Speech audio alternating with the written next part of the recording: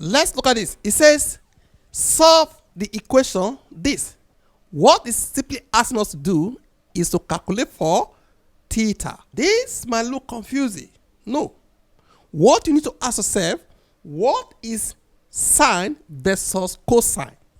You agree with me if I have this type of right angle triangle, if here is theta, here is what? 90 minus theta. Okay? So if here is S, here is Y, here is Z, you agree with me that sine theta is equal to S over Z, opposite over hypotenuse. Now, let's also check here.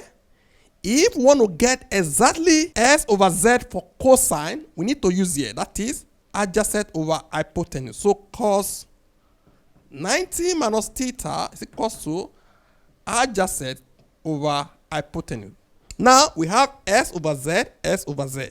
So because of this, we can simply say therefore this is equal to this because this and this are equal. So therefore sine theta is equal to cos 90 minus theta.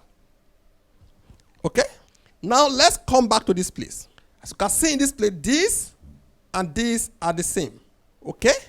It also means that this and this are also the same. What you are going to do now is to say, because this is theta, this is theta, this is cos, this is cos, this is sine, this is sine, these guys are also these guys. So therefore, we can simply say 90 minus theta is equal to 2 theta. That is, this is equal to this. Now we can find theta.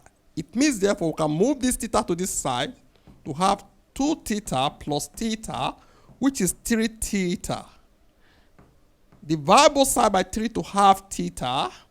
You agree with me? Here is 1, here is 30. It means theta is equal to 30 degrees.